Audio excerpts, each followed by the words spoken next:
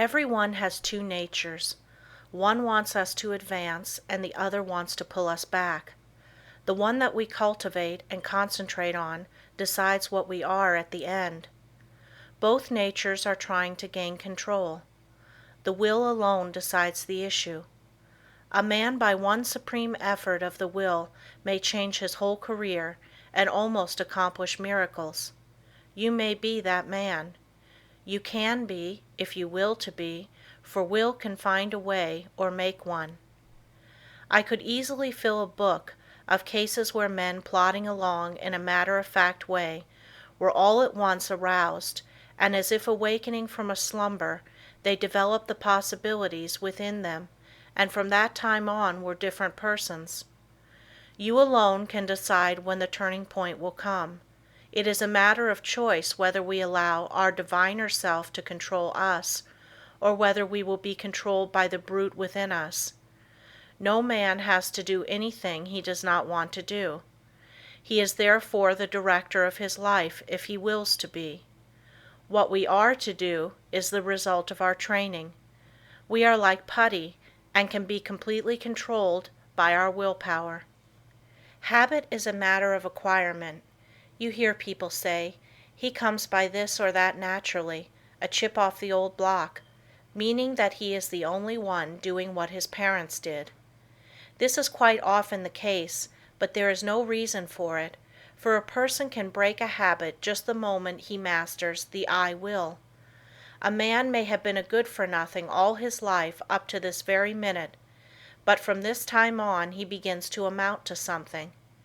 Even old men have suddenly changed and accomplished wonders. "I lost my opportunity," says one. That may be true, but by sheer force of will we can find a way to bring us another opportunity. There is no truth in the saying that opportunity knocks at our door but once in a lifetime. The fact is, opportunity never seeks us. We must seek it. What usually turns out to be one man's opportunity was another man's loss. In this day, one man's brain is matched against another's. It is often the quickness of brain action that determines the result. One man thinks, "I will do it," but while he procrastinates, the other goes ahead and does the work. They both have the same opportunity. The one will complain of his lost chance, but it should teach him a lesson, and it will, if he is seeking the path that leads to success. Many persons read good books, but they say they do not get much good out of them. They do not realize that all any book or any lesson course can do is to awaken them to their possibilities, to stimulate them to use their willpower. You may teach a person from now until doomsday, but that person will only know what he learns himself. You can lead him to the fountain, but you can't make him drink. One of the most beneficial practices I know of is that of looking for the good in everyone and everything, for there is good in all things. We encourage a person by seeing his good qualities, and we also help ourselves by looking for them. We gain their good wishes, a most valuable asset sometimes. We get back what we give out. The time comes when most all of us need encouragement, need buoying up. So form the habit of encouraging others, and you will find it a wonderful tonic for both those encouraged and yourself, for you will get back encouraging and uplifting thoughts. Life furnishes us the opportunity to improve, but whether we do it or not depends upon how near we live up to what is expected of us. The first of each month, a person should sit down and examine the progress he has made. If he has not come up to expectations, he should discover the reason, and by extra exertion measure up to what is demanded next time. Every time that we fall behind what we plan to do, we lose just so much, for that time is gone forever. We may find a reason for doing it, but most excuses are poor substitutes for action. Most things are possible. Ours may be a hard task, but the harder the task, the greater the reward. It is the difficult things that really develop us. Anything that requires only a small effort, utilizes very few of our faculties, and yields a scanty harvest of achievement. So do not shrink from a hard task, for to accomplish one of these will often bring us more good than a dozen lesser triumphs. I know that every man that is willing to pay the price can be a success. The price is not in money, but in effort. The first essential quality for success is the desire to do, to be something. The next thing is to learn how to do it. The next to carry it into execution. The man that is the best able to accomplish anything is the one with a broad mind, the man that has acquired knowledge, that may, it is true, be foreign to this particular case, but is nevertheless of some value in all cases. So the man that wants to be successful must be liberal. He must acquire all the knowledge that he can. He must be well posted not only in one branch of his business, but in every part of it. Such a man achieves success. The secret of success is to try always to improve yourself, no matter where you are or what your position. Learn all you can. Don't see how little you can do, but how much you can do. Such a man will always be in demand, for he establishes the reputation of being a hustler. There is always room for him because progressive firms never let a hustler leave their employment if they can help it. The man that reaches the top is the gritty, plucky, hard worker, and never the timid, uncertain, slow worker. An untried man is seldom put in a position of responsibility and power. The man selected is one that has done something, achieved results in some line, or taken the lead in his department. He is placed there because of his reputation of putting vigor and virility into his efforts, and because he has previously shown that he has pluck and determination. The man that is chosen at the crucial time is not usually a genius. He does not possess any more talent than others, but he has learned that results can only be produced by untiring, concentrated effort. That miracles in business do not just happen. He knows that the only way they will happen is by sticking to a proposition and seeing it through. That is the only secret of why some succeed and others fail. The successful man gets used to seeing things accomplished, and always feels sure of success. The man that is a failure gets used to seeing failure, expects it, and attracts it to him. It is my opinion that with the right kind of training, every man could be a success. It is really a shame that so many men and women, rich in ability and talent, are allowed to go to waste, so to speak. Someday I hope to see a millionaire philanthropist start a school for the training of failures. I'm sure he could not put his money to a better use. In a year's time, the science of practical psychology could do wonders for him. He could have agencies on the lookout for men that had lost their grip on themselves, that had through indisposition weakened their will, that through some sorrow or misfortune had become discouraged. At first all they need is a little help to get them back on their feet, but usually they get a knock downwards instead. The result is that their latent powers never develop, and both they and the world are the losers. I trust that in the near future, someone will heed the opportunity of using some of his millions in arousing men that have begun to falter. All they need to be shown is that there is within them an omnipotent source that is ready to aid them, providing they will make use of it. Their minds only have to be turned from despair to hope to make them regain their hold. When a man loses his grip today, he must win his redemption by his own will. He will get little encouragement or advice of an inspiring nature. He must usually regain the right road alone. He must stop dissipating his energies and turn his attention to building a useful career. Today we must conquer our weakening tendencies alone. Don't expect anyone to help you. Just take one big brace, make firm resolutions, and resolve to conquer your weaknesses and vices. Really, no one can do this for you. They can encourage you. That is all. I can think of nothing but lack of health that should interfere with one becoming successful. There is no other handicap that you should not be able to overcome. To overcome a handicap, all that is necessary to do is to use more determination and grit and will. The man with grit and will may be poor today and wealthy in a few years. Willpower is a better asset than money. Will carry you over chasms of failure if you but give it the chance.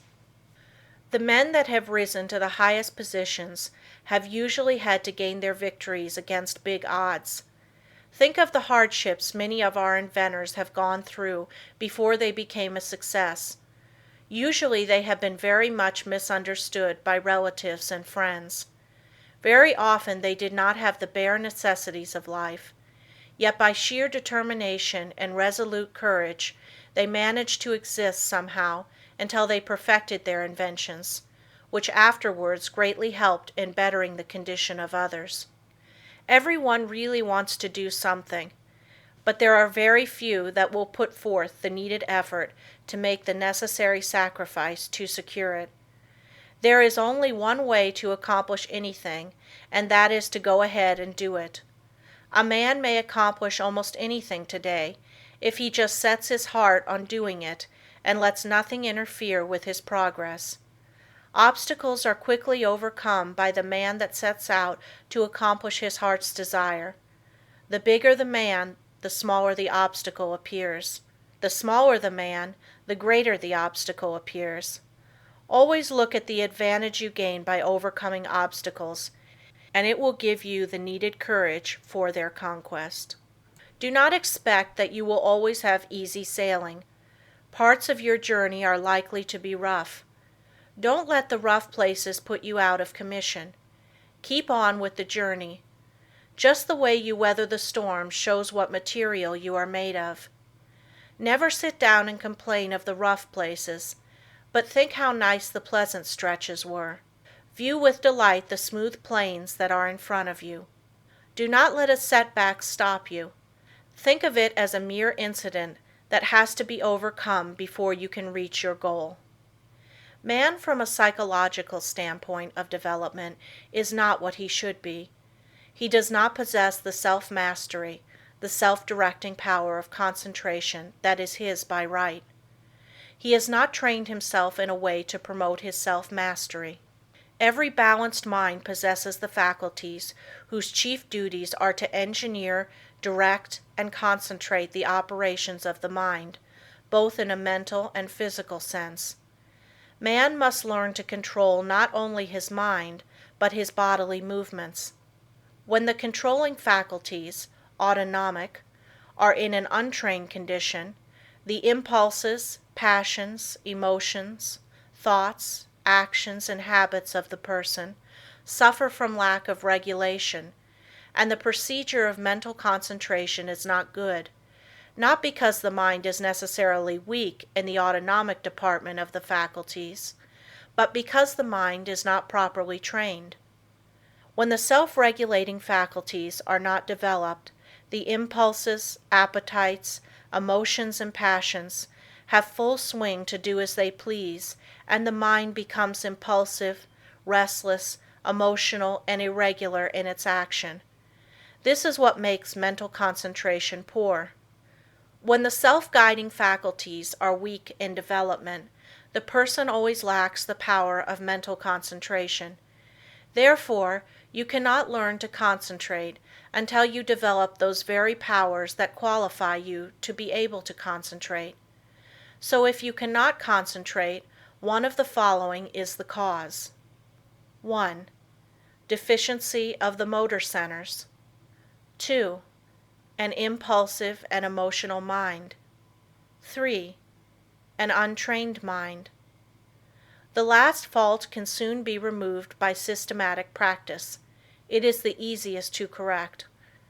The impulsive and emotional state of mind can best be corrected by restraining anger, passion and excitement, hatred, strong impulses, intense emotions, fretfulness, etc. It is impossible to concentrate when you are in any of these excited states. These can be naturally decreased by avoiding such food and drinks as have nerve weakening or stimulating influences, or a tendency to stir up the passions, the impulses, and the emotions. It is a very good practice to watch and associate with those persons that are steady, calm, controlled, and conservative. Correcting the deficiency of the motor centers is harder because as the person's brain is undeveloped, he lacks willpower. To cure this takes some time. Persons so afflicted may benefit by reading and studying my course, The Mastermind, to be published by Advanced Thought Publishing Corporation, Chicago, Illinois. Many have the idea that when they get into a negative state, they are concentrating, but this is not so. They may be meditating, though not concentrating. Those that are in a negative state a good deal of the time cannot, as a rule, concentrate very well. They develop instead abstraction of the mind, or absence of mind. Their power of concentration becomes weaker, and they find it difficult to concentrate on anything. They very often injure the brain if they keep up this state. To be able to concentrate, you must possess strength of mind.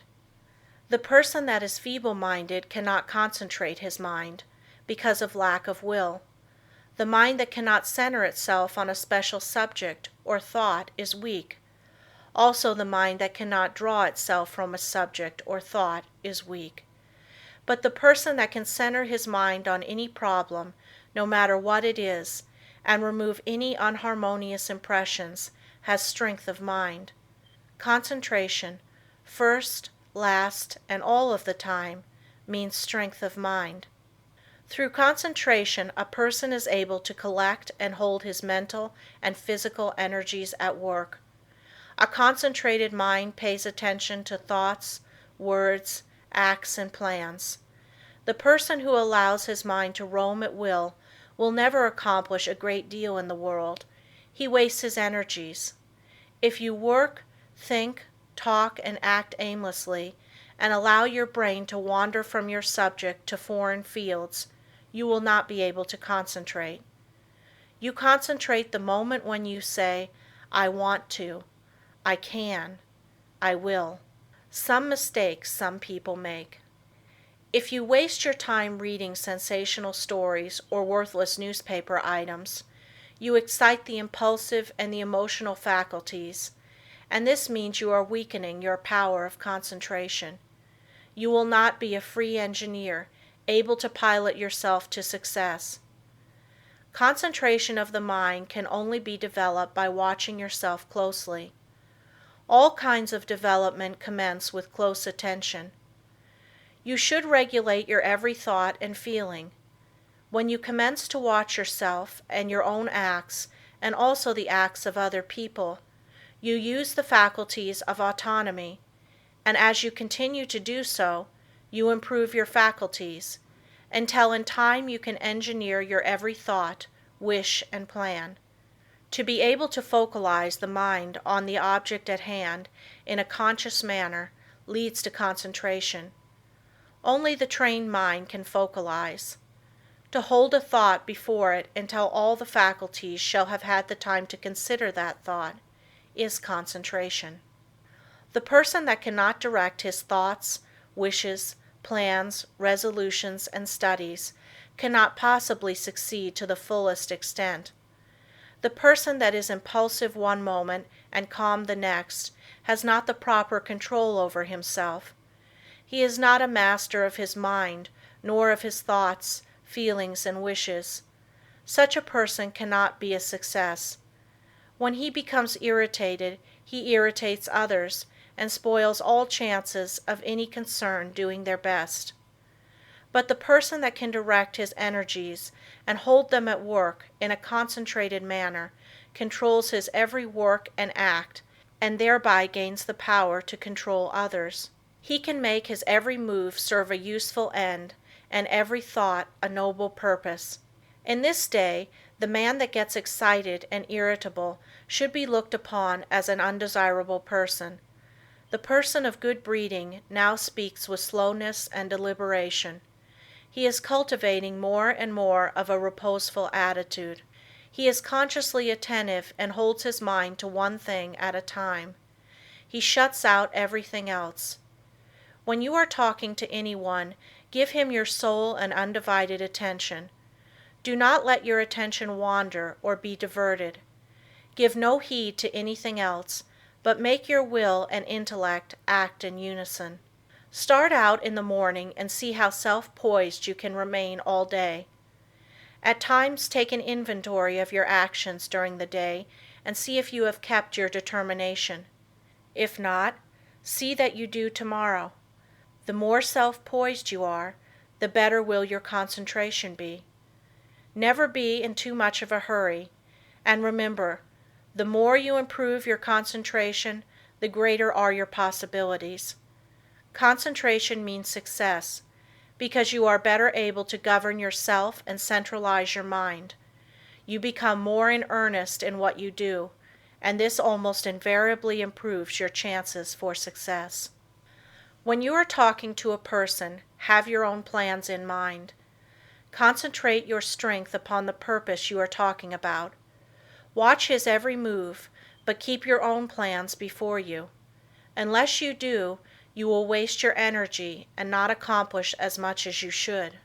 I want you to watch the next person you see that has the reputation of being a strong character, a man of force. Watch and see what a perfect control he has over his body. Then I want you to watch just an ordinary person. Notice how he moves his eyes, arms, fingers. Notice the useless expenditure of energy. These movements all break down the vital cells and lessen the person's power in vital and nerve directions. It is just as important for you to conserve your nerve forces as it is the vital forces. As an example, we see an engine going along the track very smoothly. Someone opens all the valves and the train stops. It is the same with you. If you want to use your full amount of steam, you must close your valves and direct your power of generating mental steam toward one end. Center your mind on one purpose, one plan, one transaction. There is nothing that uses up nerve force so quickly as excitement. This is why an irritable person is never magnetic. He is never admired or loved. He does not develop those finer qualities that a real gentleman possesses. Anger, sarcasm, and excitement weaken a person in this direction. The person that allows himself to get excited will become nervous in time, because he uses up his nerve forces and his vital energies. The person that cannot control himself and keep from becoming excited cannot concentrate. When the mind can properly concentrate, all the energy of every microscopic cell is directed into one channel, and then there is a powerful personal influence generated. Everyone possesses many millions of little trembling cells, and each one of these has a center where life and energy are stored up and generated. If this energy is not wasted, but conserved and controlled, this person is influential. But when it is the opposite, he is not influential or successful. Just as it is impossible for a steam engine to run with all its valves open, so it is impossible for you to waste your energy and run at your top speed. Each neuron in the gray layers of the brain is a psychic center of thought and action. Each one is pulsating in intelligent force of some kind. And when this force, your thoughts and motions, are kept in check by a conservative, systematic, and concentrated mind, the result will be magnetism, vitality, and health. The muscles, bones, ligaments, feet, hands, and nerves, etc., are agents for carrying out the mandates of the mind. The sole purpose of the volitional faculties is to move the physical mechanism as the energy travels along the wires of nerves and muscles. Just for that reason, if you throw a voluntary control over these messages, impulses, thoughts, emotions, physical movements, and over these physical instruments, you develop your faculties of self-mastery. And to the extent you succeed here, in proportion will you develop the power of concentration. Any exercise or work that excites the mind, stimulates the senses, calls the emotions and appetites into action, confuses, terrifies, or emotionalizes, weakens the power of concentration. This is why all kind of excitement is bad. This is the reason why persons who drink strong drinks, who allow themselves to get into fits of temper, who fight, who eat stimulating food, who sing and dance and thus develop their emotions, who are sudden, vehement, and emotional, lack the power to concentrate. But those whose actions are slower and directed by their intelligence develop concentration. Sometimes dogmatic, willful, excitable persons can concentrate, but it is spasmodic, erratic concentration, instead of controlled and uniform concentration. Their energy works by spells. Sometimes they have plenty, other times very little. It is easily excited, easily wasted. The best way to understand it is to compare it with the discharge of a gun. If the gun goes off when you want it to, it accomplishes the purpose. But if it goes off before you are ready for it, you will not only waste ammunition, but it is also likely to do some damage. That is just what most persons do. They allow their energy to explode, thus not only wasting it, but endangering others. They waste their power, their magnetism, and so injure their chance of success. Such persons are never well liked, and never will be until they gain control over themselves. It will be necessary for them to practice many different kinds of concentration exercises, and to keep them up for some time. They must completely overcome their sudden, erratic thoughts, and regulate their emotions and movements. They must from morning to night train the mind to be steady and direct, and keep the energies at work. The lower area of the brain is the storehouse of the energy. Most all persons have the dynamic energy they need if they would concentrate on it. They have the machine, but they must also have the engineer, or they will not go very far. The engineer is the self-regulating, directing power. The person that does not develop his engineering qualities will not accomplish much in life. The good engineer controls his every act. All work assists in development. By what you do, you either advance or degenerate. This is a good idea to keep always in mind. When you are uncertain whether you should do something or not, just think whether by doing it you will grow or deteriorate, and act accordingly. I am a firm believer in work when you work and play when you play. When you give yourself up to pleasure, you can develop concentration by thinking of nothing else but pleasure. When your mind dwells on love, think of nothing but this, and you will find you can develop a more intense love than you ever had before. When you concentrate your mind on the you, or real self, and its wonderful possibilities, you develop concentration and a higher opinion of yourself. By doing this systematically, you develop much power, because you cannot be systematic without concentrating on what you are doing. When you walk out into the country and inhale the fresh air, studying vegetation, trees, etc., you are concentrating. When you see that you are at your place of business at a certain time each morning, you are developing steadiness of habit and becoming systematic. If you form the habit of being on time one morning, a little late the next, and still later the following one, you are not developing concentration.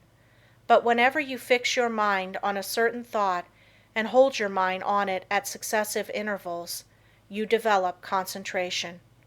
If you hold your mind on some chosen object, you centralize your attention, just like the lens of the camera centralizes on a certain landscape. Therefore, always hold your mind on what you are doing, no matter what it is. Keep a careful watch over yourself, for unless you do, your improvement will be very slow. Practice inhaling long, deep breaths. not simply for the improvement of health, although that is no small matter, but also for the purpose of developing more power, more love, more life. All work assists in development. You may think it foolish to try to develop concentration by taking muscular exercises, but you must not forget that the mind is associated with muscle and nerve. When you steady your nerves and muscles, you steady your mind, but let your nerves get out of order and your mind will become erratic and you will not possess the power of direction, which in other words, is concentration. Therefore you understand how important exercises that steady the nerves and muscles are in developing concentration. Everyone is continually receiving impulses that must be directed and controlled if one is to lead a successful life. That is the reason why a person must control the movements of his eyes, feet, fingers, etc.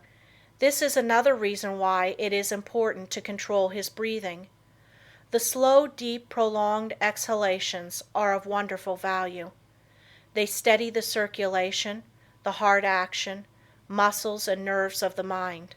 If the heart flutters, the circulation is not regular, and when the lung action is uneven, the mind becomes unsteady and not fit for concentration. This is why controlled breathing is very important as a foundation for physical health. You must not only concentrate your mind, but also the action of the eyes, ears, and fingers. Each of these contain miniature minds that are controlled by the master engineer. You will develop much quicker if you thoroughly realize this. If you have ever associated with big men or read their biographies, you will find that they usually let the others do the talking. It is much easier to talk than it is to listen. There is no better exercise for concentration than to pay close attention when someone is talking. Besides learning from what they have to say, you may develop both mental and physical concentration. When you shake hands with someone, just think of your hand as containing hundreds of individual minds, each having an intelligence of its own. When you put this feeling into your handshake, it shows personality.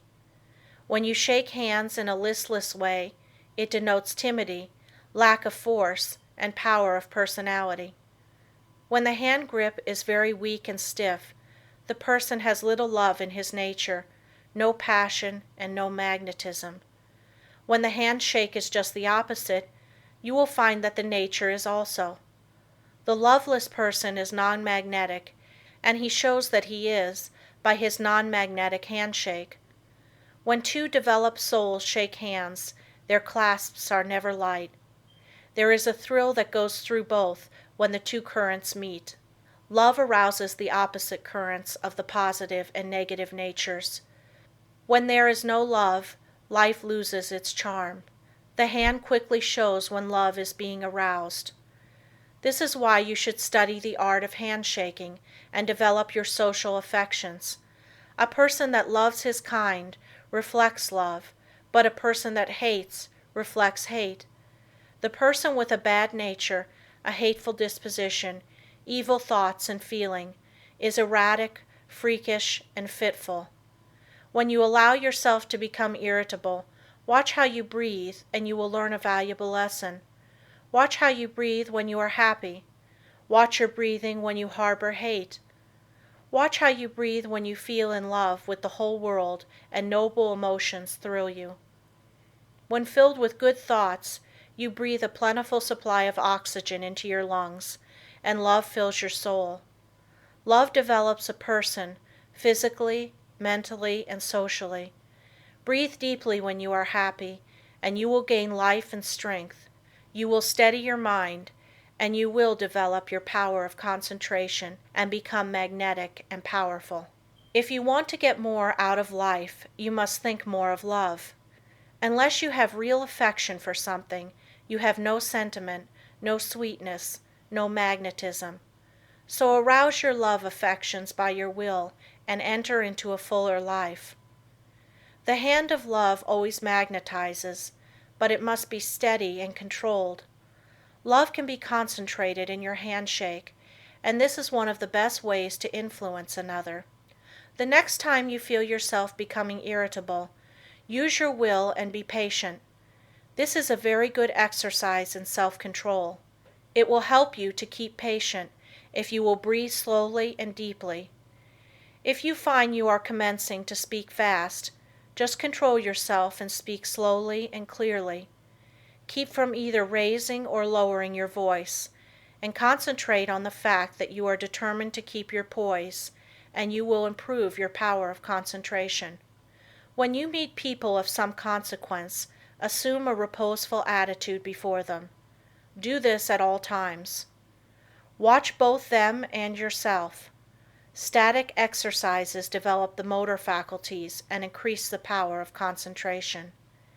If you feel yourself getting irritable, nervous, or weak, stand squarely on your feet with your chest up and inhale deeply, and you will see that your irritability will disappear and a silent calm will pass over you. If you are in the habit of associating with nervous, irritable people, quit it until you grow strong in the power of concentration, because irritable, angry, fretful, dogmatic, and disagreeable people will weaken what powers of resistance you have. Any exercises that give you better control of the ears, fingers, eyes, feet, help you to steady your mind. When your eye is steady, your mind is steady. One of the best ways to study a person is to watch his physical movements, for when we study his actions, we are studying his mind, because actions are the expressions of the mind. As the mind is, so is the action. If it is uneasy, restless, erratic, unsteady, its actions are the same. When it is composed, the mind is composed. Concentration means control of the mind and body. You cannot secure control over one without the other. Many people who seem to lack ambition have sluggish minds. They are steady, patient, and seemingly have good control, but this does not say they are able to concentrate. These people are indolent, inactive, slow, and listless because they lack energy. They do not lose control because they have little force to control. They have no temper, and it therefore cannot disturb them. Their actions are steady because they possess little energy. The natural person is internally strong, energetic, and forceful, but his energy, force, and strength, thoughts, and physical movements are well under his control. If a person does not have energy, both mental and physical, he must develop it. If he has energy which he cannot direct and hold to a point, he must learn to do so. A man may be very capable, but unless he wills to control his abilities, they will not do him any good. We hear so much talk about the benefit of physical culture, but the real benefit of this is really lost sight of. There is nothing that holds the faculties at work in a sustained and continuous manner as static exercises do. For as stated before, when you learn to control the body, you are gaining control over the mind. The ignorant person may say, "How can you get anything merely by wanting it?" I say that through concentration you can get anything you want. Every desire can be gratified, but whether it is will depend upon you concentrating to have that desire fulfilled. Merely wishing for something will not bring it.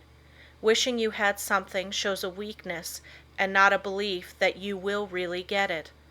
So never merely wish, as we are not living in a fairy age. You use up just as much brain force in vain imaginings as you do when you think of something worthwhile. Be careful of your desires. Make a mental picture of what you want and set your will to this until it materializes. Never allow yourself to drift without helm or rudder. Know what you want to do and strive with all your might to do it, and you will succeed. Feel that you can accomplish anything you undertake. Many undertake to do things, but feel when they start they are going to fail, and they usually do. I will give an illustration. A man goes to a store for an article. The clerk says, "I'm sorry, we do not have it." But the man that is determined to get that thing inquires if he does not know where he can get it. Again receiving an unsatisfactory answer, the determined buyer consults the manager, and finally he finds where the article can be bought. That is the whole secret of concentrating on getting what you want. And remember, your soul is a center of all power, and you can accomplish what you will to. "I'll find a way or make one" is the spirit that wins. I know a man that is now head of a large bank. He started there as a messenger boy. His father had a button made for him with a P on it and put it on his coat. He said, "Son, that P is a reminder that someday you are to be the president of your bank. I want you to keep this thought in your mind. Every day do something that will put you nearer your goal." Each night after supper he would say, "Son, what did you do today?" In this way the thought was always kept in mind. He concentrated on becoming president of that bank, and he did. His father told him never to tell anyone what the P stood for. A good deal of fun was made of it by his associates, and they tried to find out what it stood for, but they never did until he was made president, and then he told the secret. Don't waste your mental powers in wishes. Don't dissipate your energies by trying to satisfy every whim. Concentrate on doing something really worthwhile. The man that sticks to something is not the man that fails. Power to him who power exerts. Emerson. Success today depends largely on concentrating on the interior law of force, for when you do this you awaken those thought powers or forces which when used in business ensures permanent results. Until you are able to do this, you have not reached your limit in the use of your forces. This great universe is interwoven with myriads of forces. You make your own place, and whether it is important depends upon you. Through the indestructible and unconquerable law, you can in time accomplish all right things, and therefore do not be afraid to undertake whatever you really desire to accomplish and are willing to pay for in effort. Anything that is right is possible.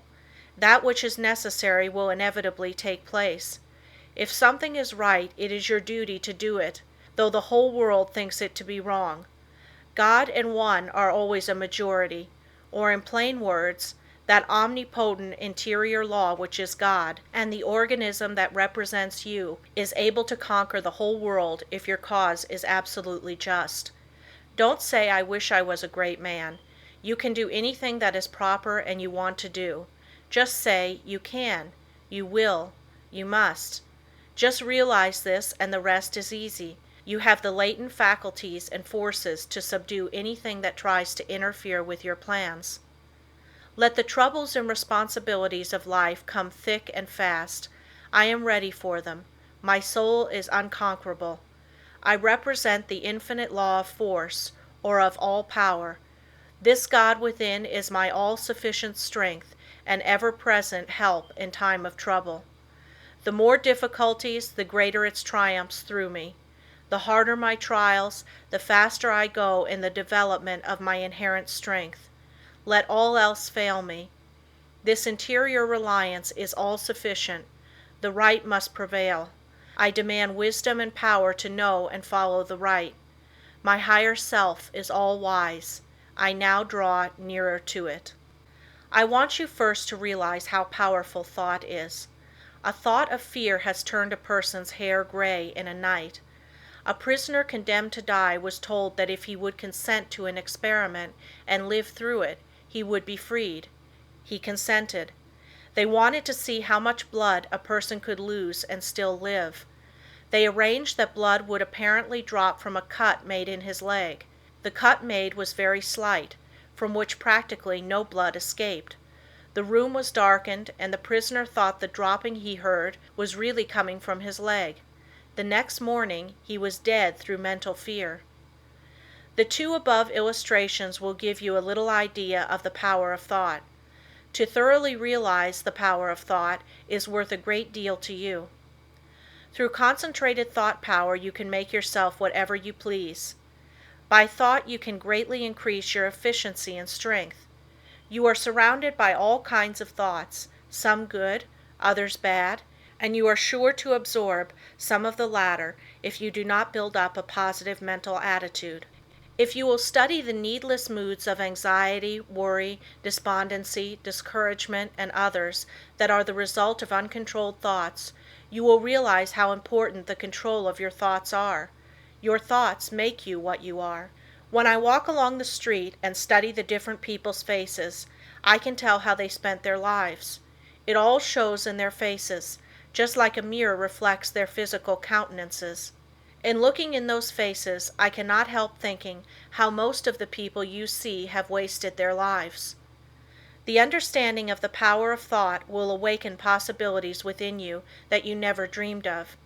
Never forget that your thoughts are making your environment, your friends, and as your thoughts change, these will also. Is this not a practical lesson to learn? Good thoughts are constructive, evil thoughts are destructive. The desire to do right carries with it a great power.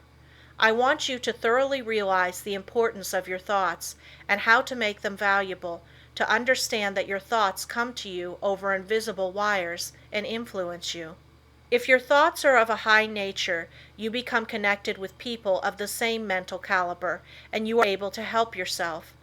If your thoughts are tricky, you will bring tricky people to deal with you, who will try to cheat you.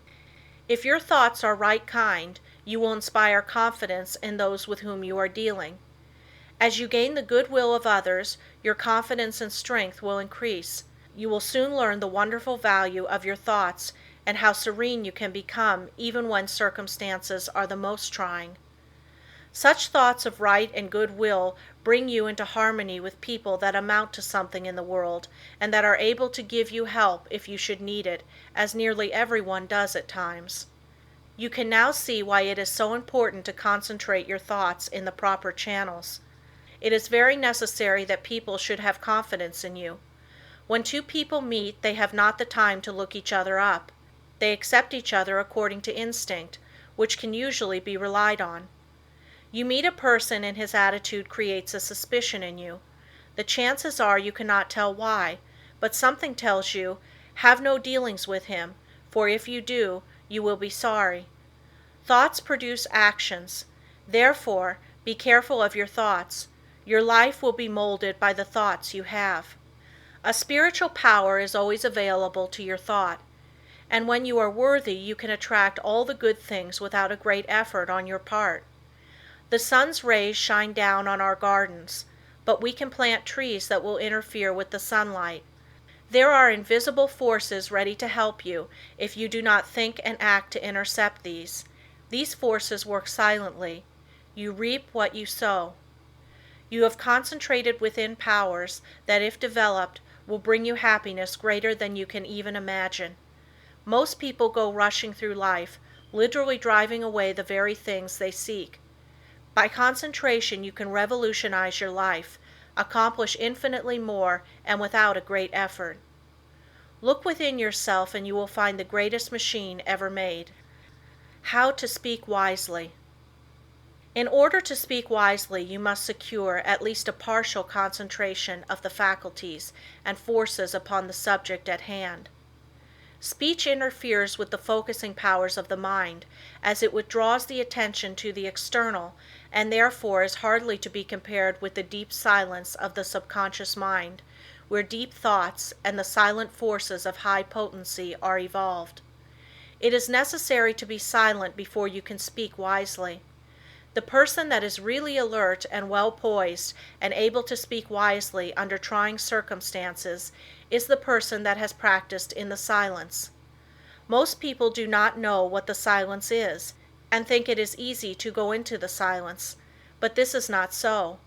In the real silence we become attached to that interior law and the forces become silent, because they are in a state of high potency, or beyond the vibratory sounds to which our external ears are attuned.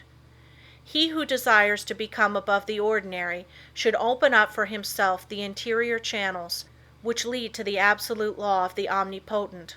You can only do this by persistently and intelligently practicing thought concentration. Hold the thought. In silence, I will allow my higher self to have complete control. I will be true to my higher self. I will live true to my conception of what is right. I realize that it is to my self-interest to live up to my best. I demand wisdom so that I may act wisely for myself and others. In the next chapter I will tell you of the mysterious law which links all humanity together by the powers of cooperative thought and chooses for us companionship and friends.